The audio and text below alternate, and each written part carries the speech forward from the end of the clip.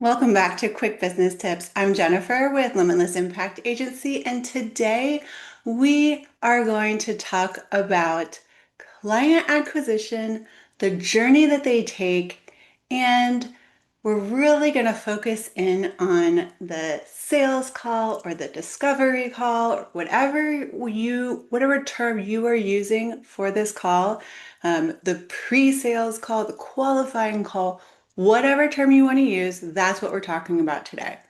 Because for so many service-oriented business owners, especially when you're dealing with high value clients and larger, more complex projects, this call can feel a little like you're on a tightrope walk.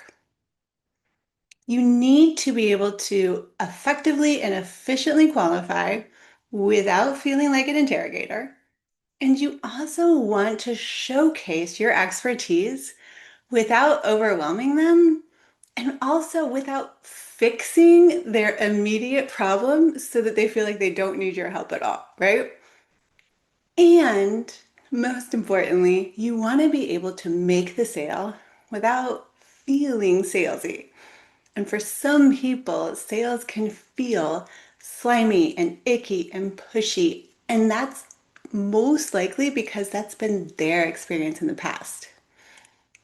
But when you authentically connect with someone and build a deep relationship during a very short 20 to 30-minute discovery call, by following a less rigid script and creating more genuine aha moments that truly align with their problems, the sales part of the conversation becomes so easy and so smooth. And in most cases, it doesn't feel like you're selling at all. So let's talk a little bit about who these high value clients are. They typically are growth oriented, they're value driven, they're sophisticated, ambitious, and they're not looking for that canned sales pitch or the generic solution. Most times they're frustrated by the one size fits all advice that's out there. And if you can come in and make your discovery call different than what everybody else is doing, it's going to make a huge impact for these people. Because a standard discovery call that just runs through a checklist of problems and jumps right into the sales pitch with that high pressure, limited time offer kind of pushy, gotta close the deal in 20 minutes, doesn't feel good to people. And a lot of times it falls flat. Plus, it's not honoring their vision or their values. And when what they're looking for is a strategic partner, it doesn't give them the feeling that that's what they're going to get out of this. So when you really want to connect with these high value clients and make them not only say yes, but make them say, hell yes, you got to go deeper. You got to get past that surface level problem and tap into a deep feeling that maybe they've been dragging around with them for a long time. But the first thing you have to do is not, doesn't have anything to do with the client. It has to do with you. You have to stop thinking about discovery calls as your chance to qualify them, your chance to show off how great you are and the results that you've gotten for other clients. Instead, look at a discovery call as a way to really understand what problem they're looking to solve past what's on the surface, as a way to understand their deep, oftentimes unspoken dreams that come alongside of trying to solve whatever problem they came with. And look at the discovery calls as creating a path forward for this person that not only resonates with them, but they can get excited about. Because when you focus less on closing the sale, less on, making yourself sound great, and instead focus on providing insight and clarity for them, the selling just becomes that natural extension of the conversation. The selling becomes easy. So there are steps that we can take to ensure that you're going to get closer to easy and farther away from slimy during your discovery call. The first thing that you can do is uncover what is really at the core of what they're trying to fix. So this person might come to you saying, I need help with this problem. So maybe they need help with marketing. They need more leads. They need to streamline their systems. They need to build a better leadership team. They need help hiring people. Whatever the problem that they come with is, I can almost guarantee you that it is just a symptom or it is the biggest, most acute pain right now. But deep down inside, there's they believe that solving this problem will unlock something so much bigger. So maybe they're looking to build $1 million company or $5 million company, not just to check that money off the ladder, move to the next goal, but to create freedom or to create legacy, to pass down to their children, just to make a bigger impact in their community or their industry. Or maybe their deep ambition is that they want to create a business that reflects their values and allows them to live a more relaxed, fulfilling personal life. So maybe it's less about increasing the profits and more about time freedom. But whatever it is, you need to get to that core problem, not only so that you can serve them better, to make sure that whatever program you're offering is going to get them where they want to go, but also because it makes the sale so much easier.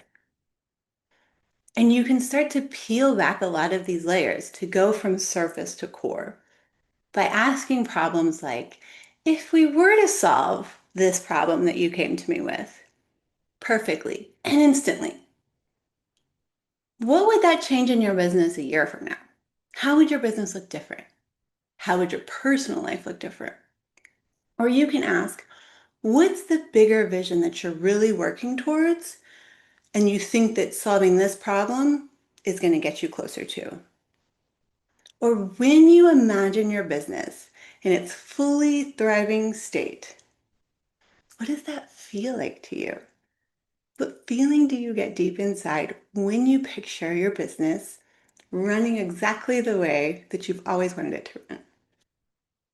Because when you connect yourself, your services, your programs, not just to that surface level problem, but to their deep dreams, their values, the thing that they've been yearning for, whether it's conscious or subconscious, your conversation is going to shift dramatically from one where you're selling them a service to you selling them a complete transformation.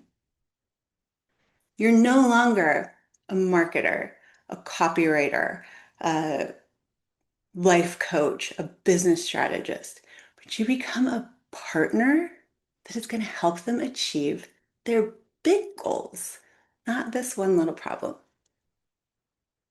The second thing that you can do is you can refine your power to better articulate those unspoken thoughts and feelings that they have. And this is where deep listening, not just active listening, comes into place. Active listening has kind of gotten a bad rap where you just repeat back to them what they've said to you. Deep listening is when you take this potential client and you know they're smart and they know a lot about their business, but sometimes they're so deep in the weeds that they can't see the big picture. Or they've been struggling with this really complex problem for so long that they can't even put it into words. Or maybe what they're feeling is just something in their gut. And again, they don't know how to articulate it. When you go through this call and spend most of the time listening and listening deeply, you go past their words.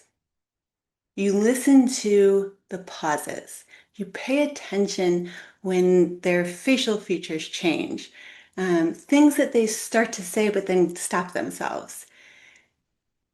And you give them time to sit in the silence and collect their thoughts. But at some point, it's going to feel right to gently reflect back to them what you've been hearing.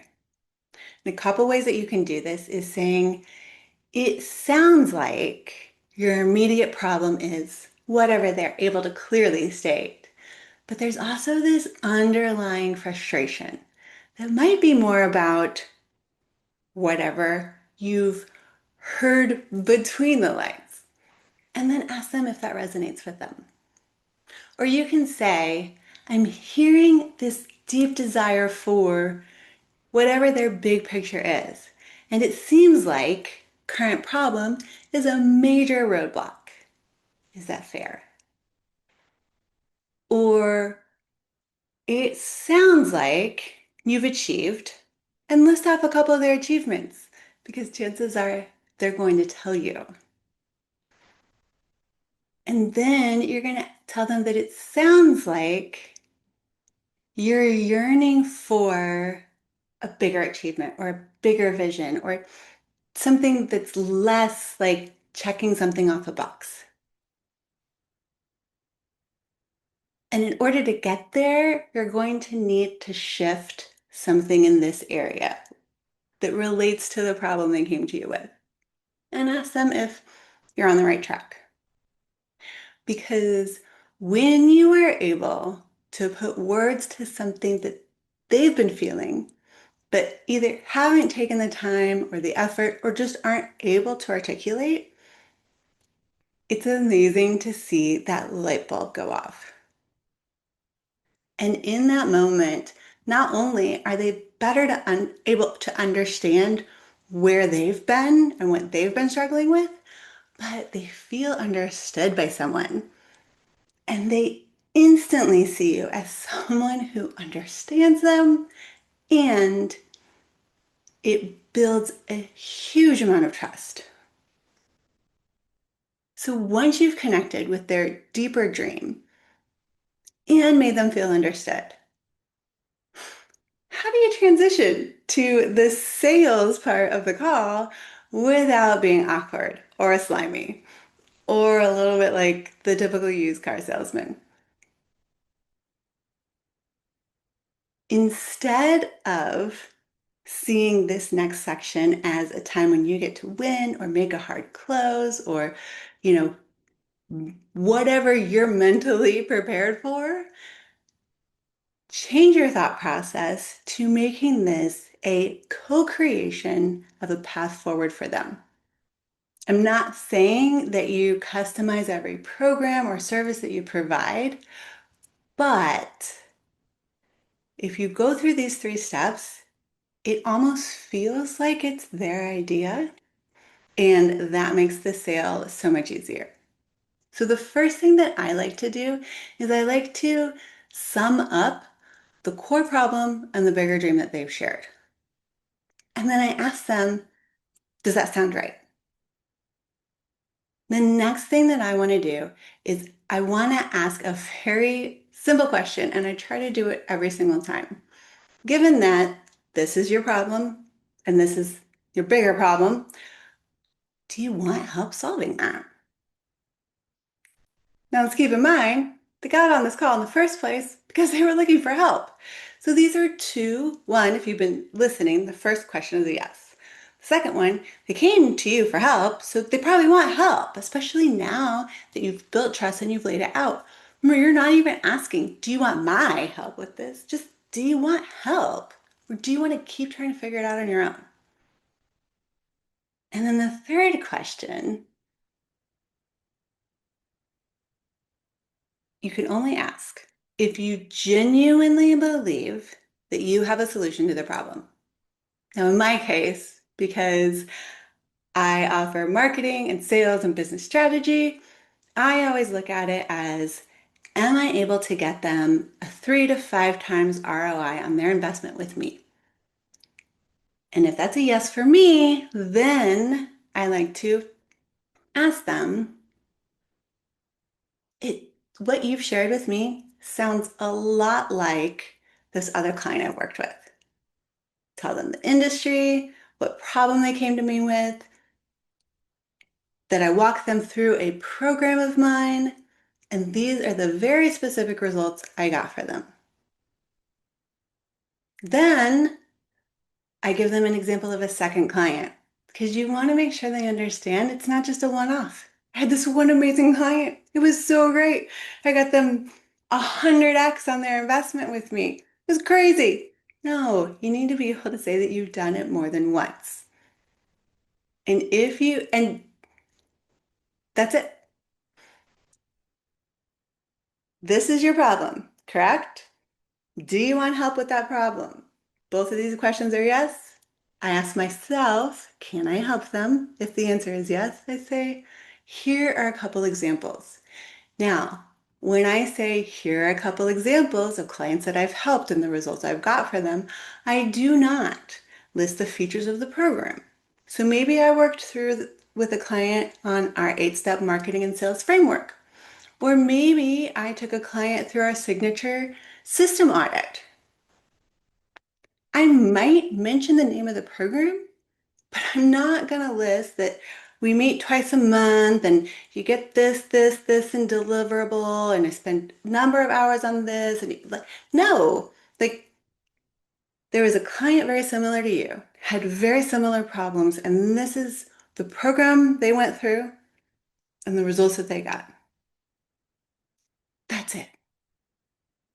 Because in this case, you are connecting your program directly to their problem, their bigger dream. You use relevant examples to show that you can do what you say you can do. You're confident, you're clear, and you're focused 100% on the value to them. That's it. Then, you know, it just easily transitions into, do you have any questions? They'll ask, how much is the program? What's included? You let them ask what's important to them. Now, of course, you're going to send them a complete proposal or the sales page or whatever where it itemizes everything that's included. But unless you know them really well, you don't know if they're interested in the weekly calls or if they're interested in the community or whatever. By opening it up for questions, you let them tell you what's important to them. And you answer honestly. If they ask you if there's a community and there's not a community with your program, don't try to make one up on the spot. You just got to be honest and you got to be a real person and you're just having a conversation. It's not necessarily a sales conversation because throughout this entire call, all you're doing is being a partner to them and an advisor. You're not desperately trying to pitch them with your very strong commission breath. You're not acting like an interrogator, asking them if they have all of the problems that your product solves.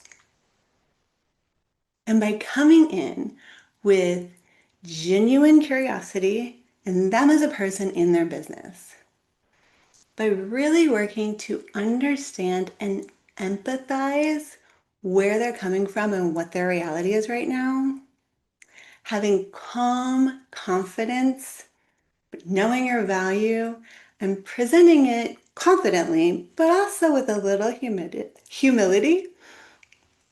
And by offering small, genuine insights during the call, which is not fixing their main pain point, but simply giving examples where you fixed it for other people, you are going to come off as that strategic partner for them, that person that they can trust, that person that is able to guide them along this path that they're needing help with.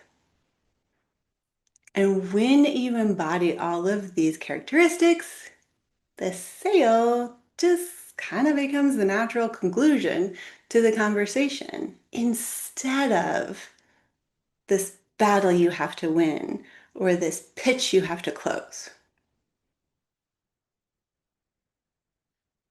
So here's one thing that you can do right now to start improving your discovery calls. Think about the next discovery call you have coming up and focus on uncovering that deeper desire that they're coming to you with. So don't allow them to stop at the surface level problem. I need more leads. I need to hire better people. I need a sales team. Whatever problem it is that you solve, don't let them stop there. Ask 3 to 5 deeper why questions. And I don't mean just ask why. What's behind that? What's driving that? Why? Like, what is that deeper thing that you want? What's the next level that you see? Because asking those why questions is what's going to allow you to truly understand what this person wants. And it shows that you genuinely care. And you'll be able to see in the call how their energy changes. They'll start to open up more. They'll start to trust you more. Remember, this is just the first step. But by just changing this one little thing in your next call, you will see how powerful it is. And then you can start implementing the other steps that turn this sales conversation into just a really fun conversation that you get to have with people and understand them and then present them with an opportunity to help. But if you would like to dive deeper into refining your entire customer acquisition system, I'm talking everything from marketing, discovery calls, onboarding, and customer experience, and you want to do it in a way that aligns with your values and attracts your ideal customers, this is what me and my team specialize in. Use the link in the show notes below to book a next level call with me, and we will talk about how to make every client interaction you have a huge step forward in not only their success, but also your own. Until next time, keep connecting, keep serving, and keep striving for your own limitless impact.